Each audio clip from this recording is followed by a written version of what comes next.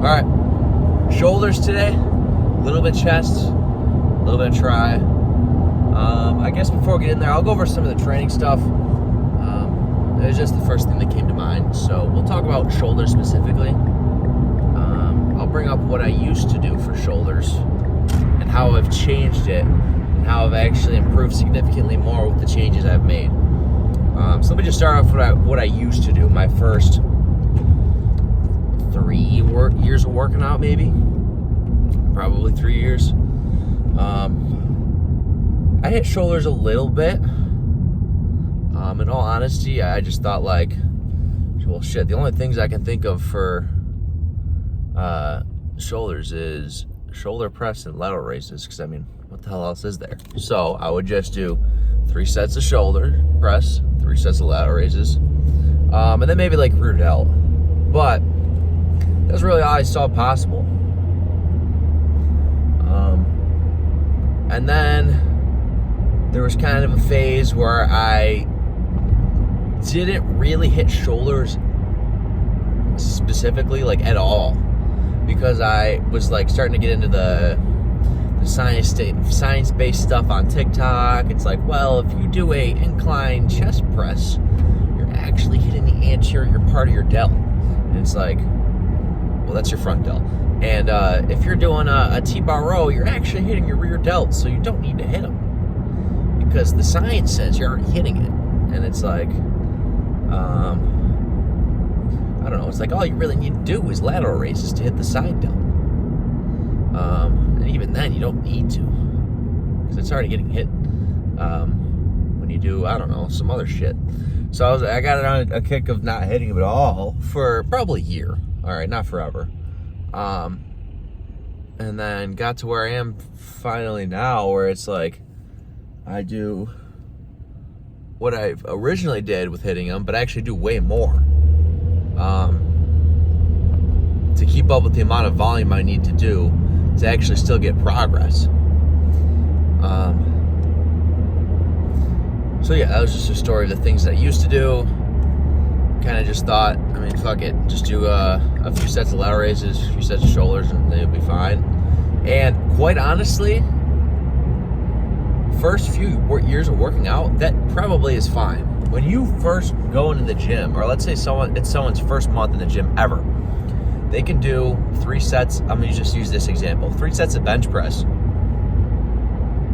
once every 4 days.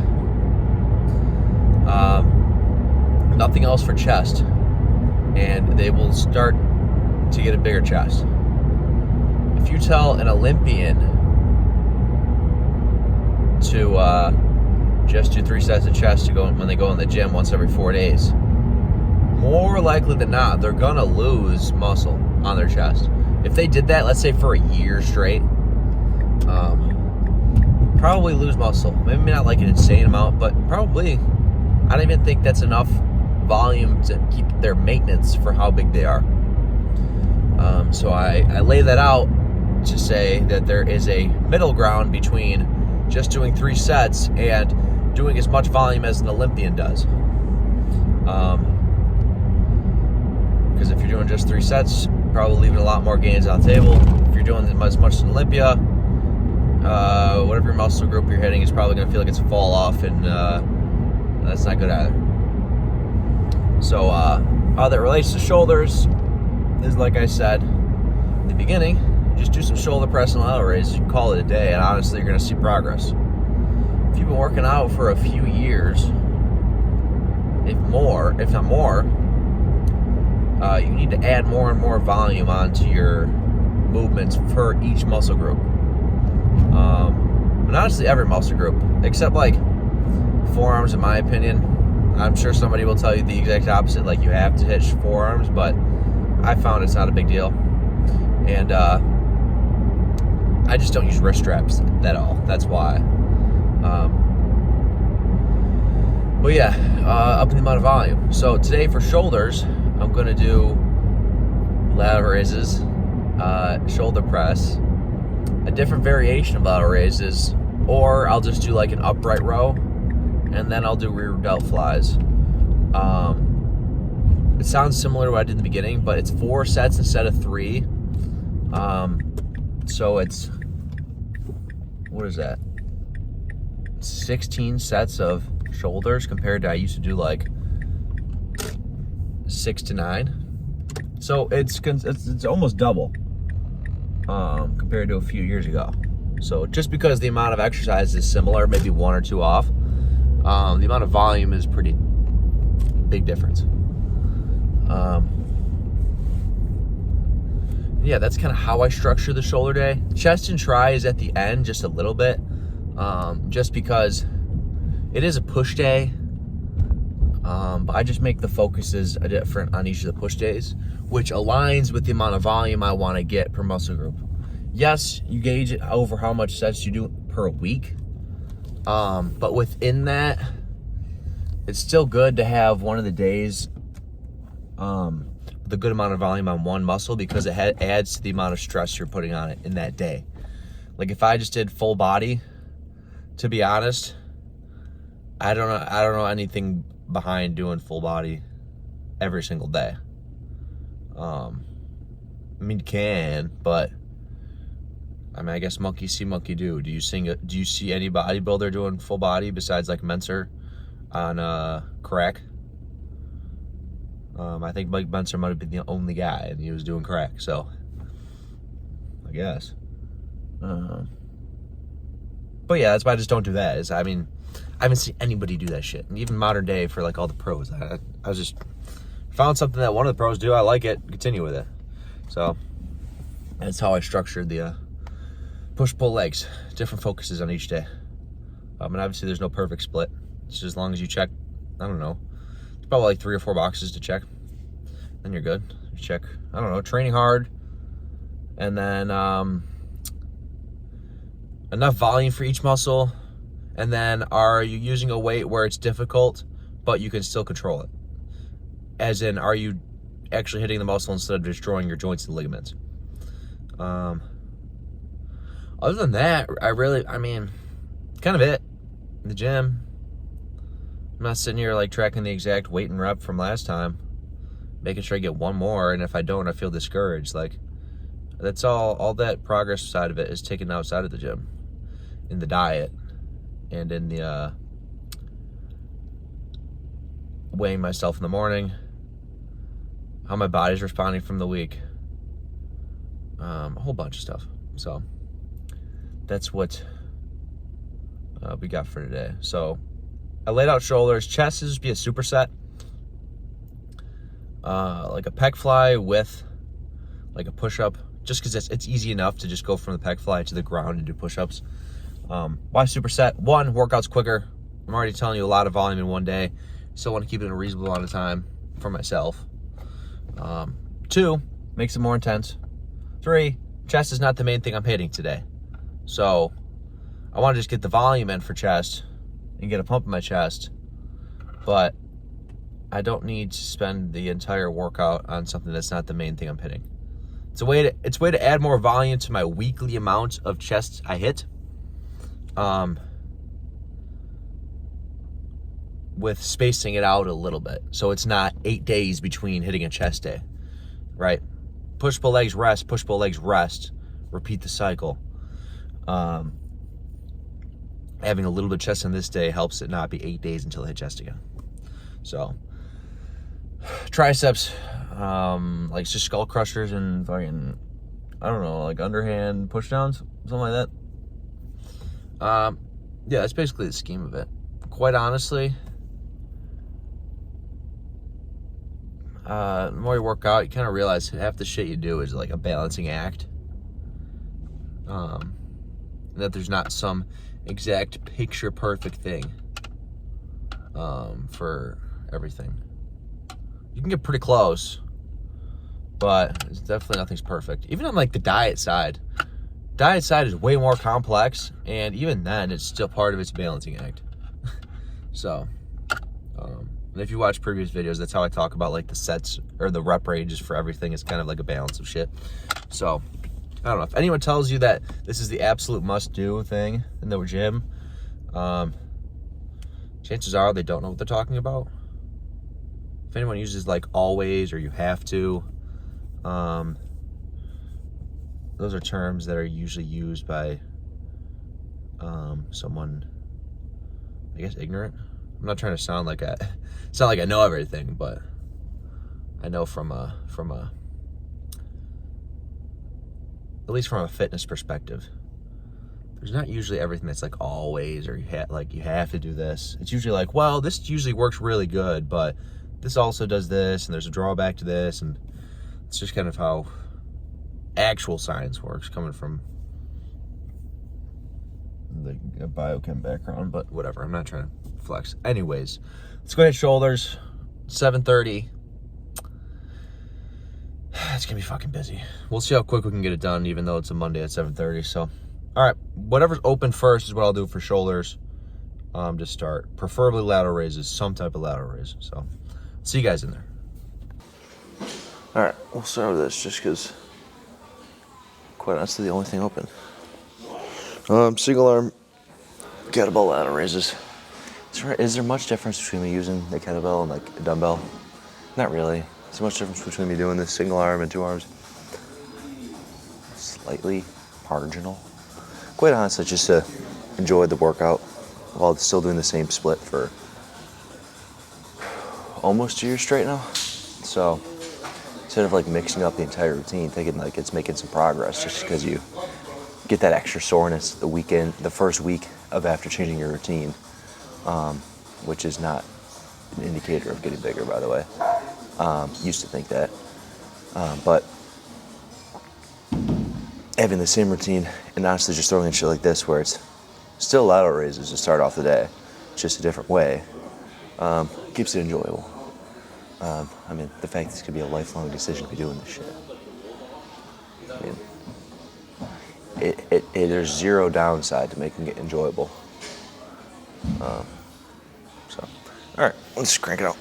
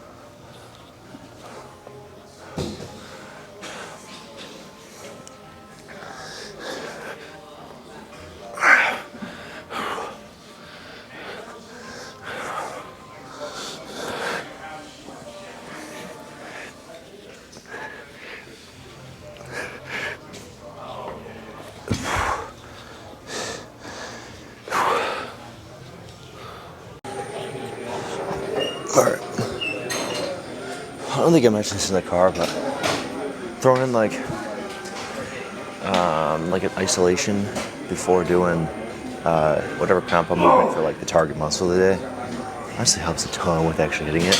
Like I put isolation in quotes because I mean, yeah, there's more things in the shoulders and the lateral raise, like your traps. I guess that's it. But it's not the only thing, but it's the main thing that's going to give out. So I'll call it an isolation. So once I go into this, I'm going to triceps are moving, chest a tiny bit, especially if you're set up like this. Yeah, there's a lot of moving stuff there. I don't want my triceps to be the thing that gives out, because I'm not trying to take my triceps to failure. I'm trying to shoulders to failure. So hitting the lateral raises first helps make sure that that's what's happening when I get to this. I'm not overly concerned about, oh, if I just started with this in the beginning, I might have been able to do 2 plates in 15 pounds, because the exact weight on the bar or whatever machine, the exact number isn't like that important. The fact that this is going to still be heavy, and I'm still going to be making this one of my lower weight ones, sure, that counts, but the exact number, it doesn't matter that much. Unless if you're a power lifter, then yeah, the numbers matter, but from a bodybuilding standpoint, it's just putting stress on the muscle. So, in like the most simple term possible is that. So, that's something not to worry about it. I used to start with compounds only because I thought like, oh, well, I'm not going to get bigger if I'm not pushing this, leaving the most energy for like the heaviest lift possible, when it's just not true. So, it helps honestly just to be able to hit the muscle that you're trying to hit. What good is if me shoulder pressing this for 3 plates if I'm not really hitting my shoulders? Okay, sure, you make it stronger like a power lifter, but it's not gonna help your physique as much as if you actually focus on hitting the thing you're trying to hit. I think I articulated that well. So, all right, we'll do 4 of these. Then I'll do a superset of the lateral raises and rear delt just to finish it up, and then move on to chest and try.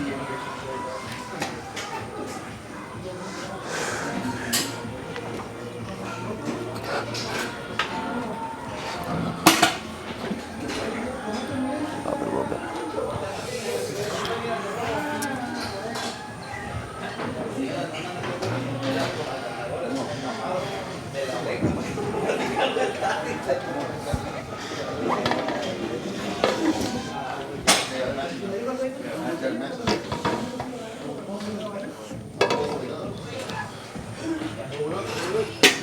Alright, we'll see. I think if I can 4 on this, I'll just take the 10s off immediately.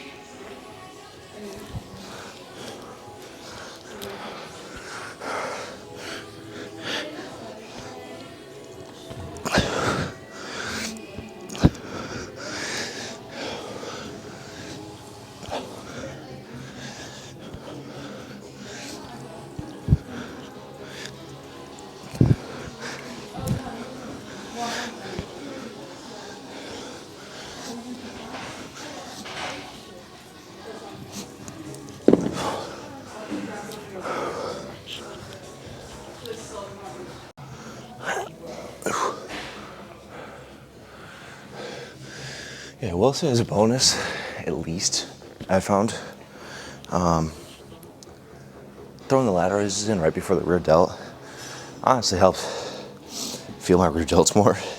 Just because my shoulders are already like basically dead, dude. This is like the 4th exercise I'm doing for shoulders.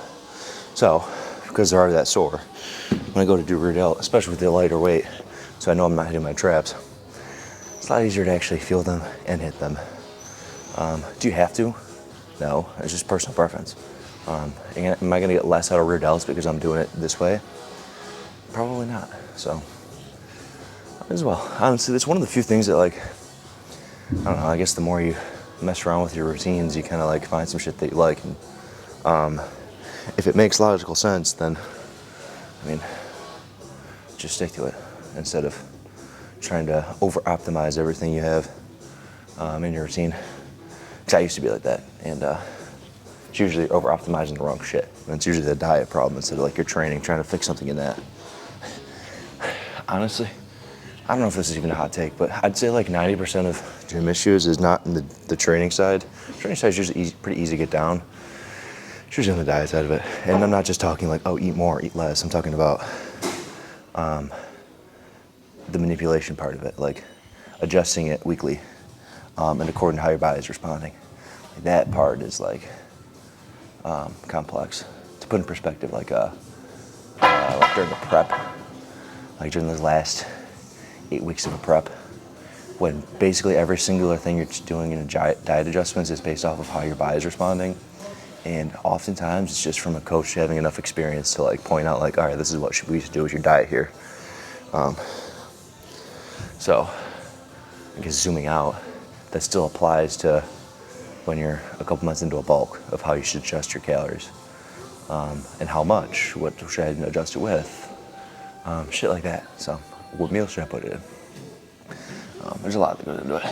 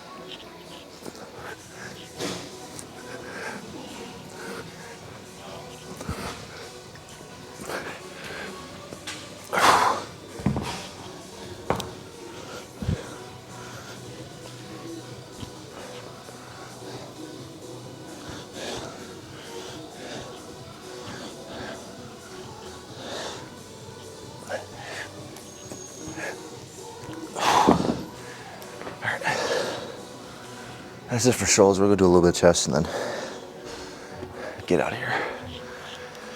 Okay, we'll make it quick. Alright.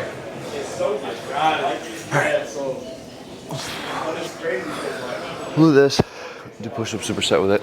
Honestly, I'm gonna do it more like a, like you wanna call it, clapping motion. Like the entire movement instead of like a hug or a press. Just to mix it up. I mean, I know I use the same pec fly for most of the, I guess the only pec fly movements I do. I'm a huge fan of this rather than like the, what do you want to call it? Like the pec deck? Pec deck. So, just a way to mix it up. My chest a little differently. Maybe different fibers, maybe not, but at least I know it's just different variations of hitting this.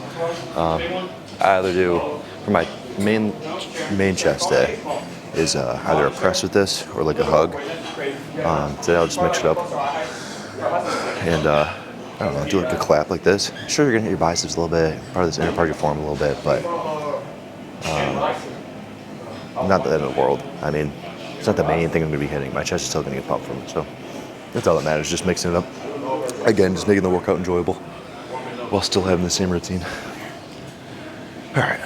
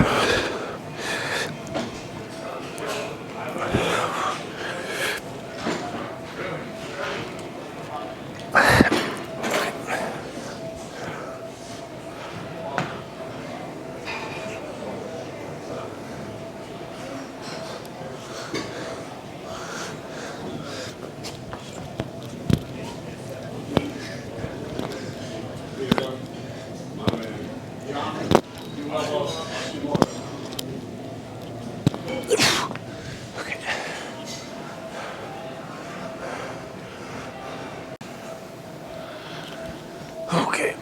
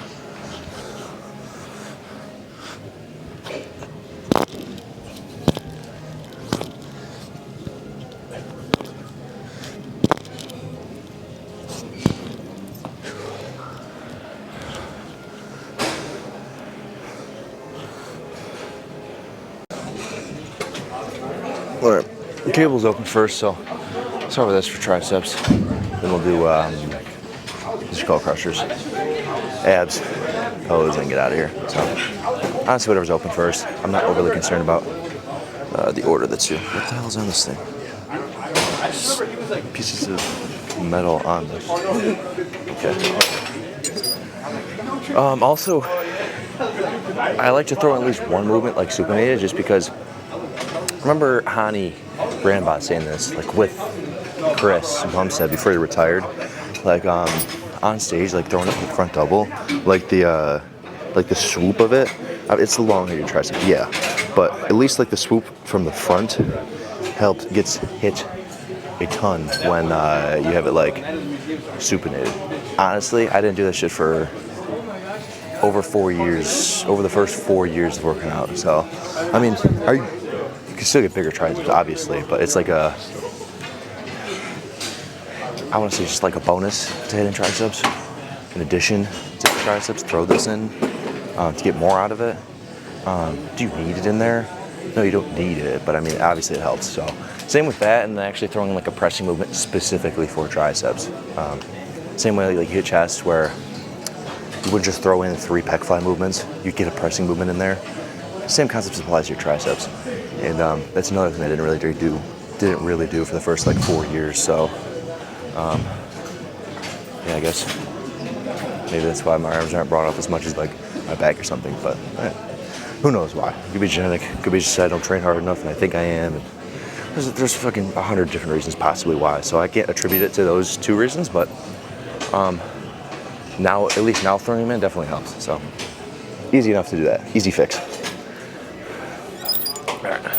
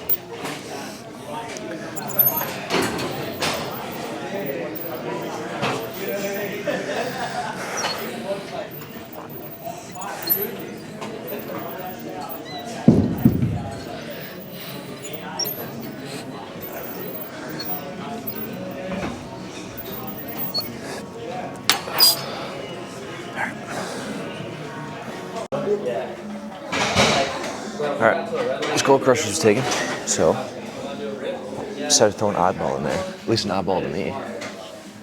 Incline, close grip, Smith machine bench. Let's get it. I can't remember the last time we've done these. 3 years ago? Maybe? Alright.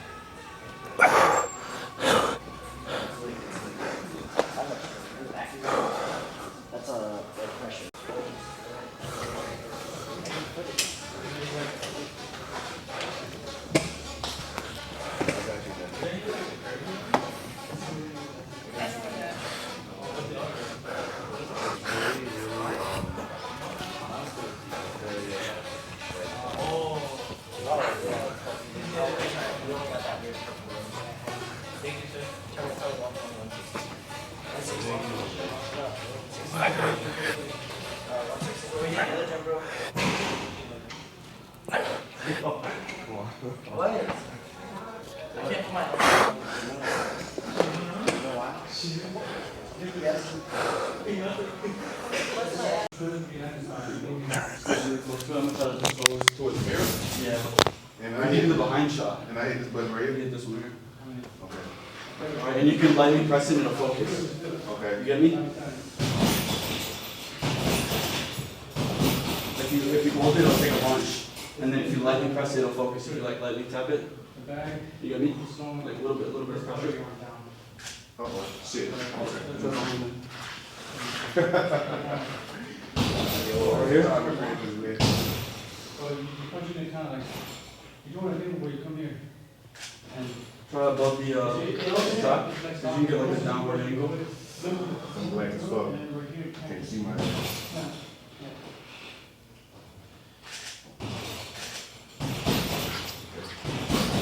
You good, you good. You chill, bro.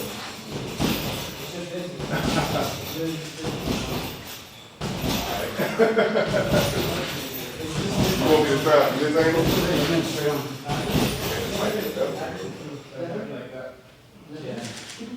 It looks kind of blurry when it's like, I see like, it's weird. It's like it's making, I see like little grooves. Oh yeah, but that's a shadow lighting. It's like it's showing you where the lighting is. Okay. It's just like I forgot what it's called, but it's just like zebra print. Okay. Let's see how this goes. Yeah, zebra print? Yeah. Okay. I like to touch it. And we'll take pictures. Because it was like a green square with like some other squares around it. When I- Yeah, when you hold it, that's the focus. Okay. Let's see. I'll send you those, alright? Alright, hey, one more picture. Let me see if I can hold on and make sure the light is some shit. I like to do goofy shit, bro.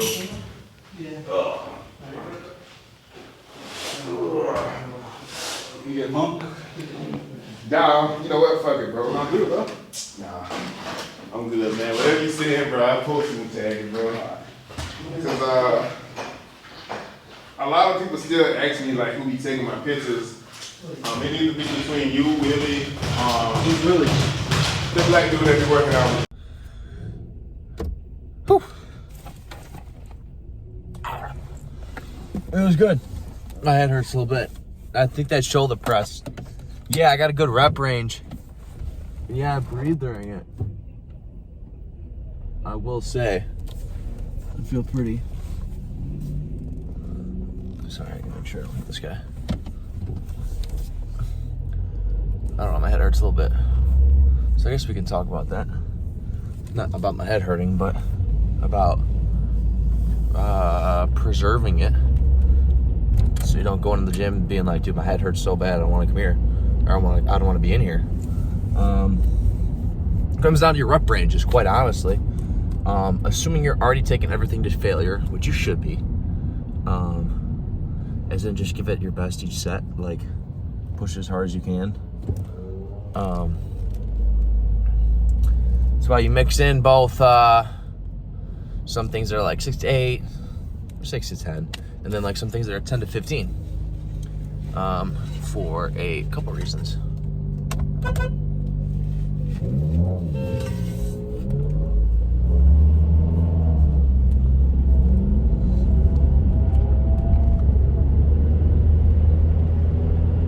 Sorry, this guy was, it was a green light, he didn't go.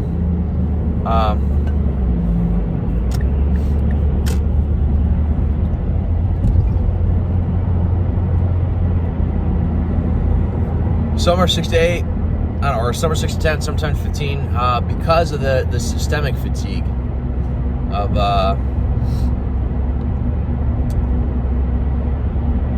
not wanting to have your head pounding for the rest of the week, and your next workout shit, because you walk in there and you press one rep and you're like, dude, my head hurts so bad, this set is terrible. That's systemic fatigue, that's CNS fatigue. So we want a balance of getting like lower, or I don't want to say lower, but some like 6 to 8 and some are 10 to 15. I guess lower and higher reps. So why mix a bulk? Well, I guess technically, sets that are like 6 to 8 supposedly have a little more effectiveness. I guess you could say that. Signaling on the muscle. But it comes with the price, right? It comes with the price of it's more systemic fatigue. It's more CNS taxing your head. So that's why you throw some in that are like 10 to 15. To balance out just not having straight CNS fatigue and systemic fatigue from your workout. And why would you want to avoid that? So you don't have to deload and you don't have to take more rest days. I haven't taken a deload since the week after I competed because that's a lot of systemic fatigue and that's like unavoidable. That's just what happens when you get down to that body fat percentage. Apart from that, I've maybe taken one additional rest day. Not a whole deload week. You don't need all of that shit, but like maybe an extra rest day or two. But the fact that I barely need it is because I balance in those rep ranges so my CNS isn't fried. Because you want to prolong as much of a bulk and cut as you can without having to take a week of like just recovery, right? And that's part. There's numerous ways that help with it, but that is one of them on the training side. Is literally the rep ranges. And I know, like, at least a couple of years ago, big thing on TikTok was like, I guess TNF was like, this is like his niche to try to make it like it controversial, so his account would blow up and he gets more followers, money, etc. He'd be like, well, 6 to 8 is optimal, and he would use the phrase of how like it's more effective reps, right? And that you don't need the extra 6 reps when they aren't effective, which that's not the whole context. That's partially untrue. And would say like just do less volume with stuff that's 6 to 8 reps, so less sets per day, 6 to 8 reps, so you get the most out of the effective while minimizing your CNS fatigue. Which is missing part of it, that quite honestly, you probably have more in the tank than you think.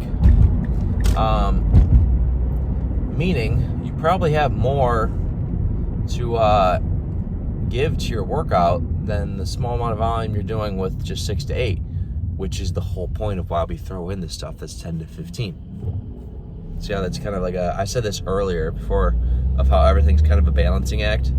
This is another way it's a balancing act of just kind of balance between two things. One being getting some stimulus, like muscle stimulus, and another one being not destroying your systemic fatigue, or just not skyrocketing your systemic fatigue. So that's how that works.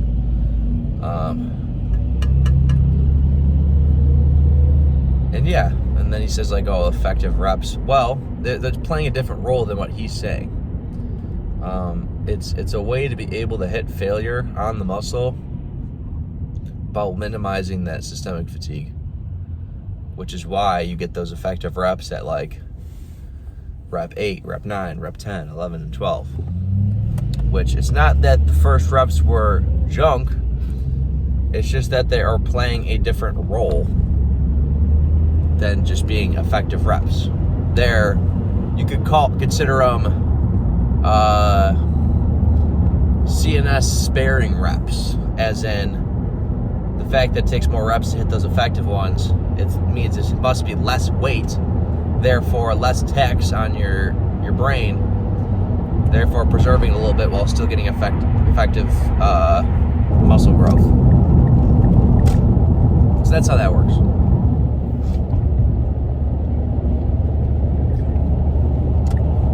I think that made sense. With that being said, my head hurts. Yeah, I don't know. I'm trying to think back to my workout.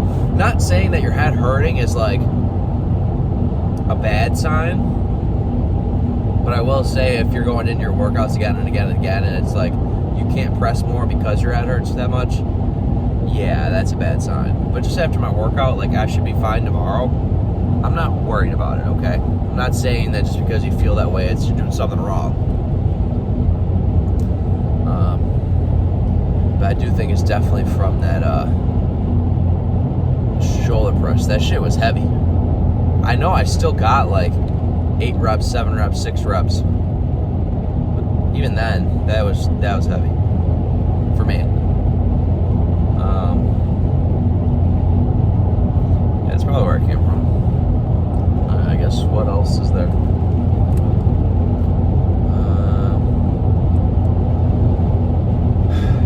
Was it episode 86 or something? Dude, 2 more weeks. Hit a goal of 100. That's the goal. 100 days of consistent posting. So,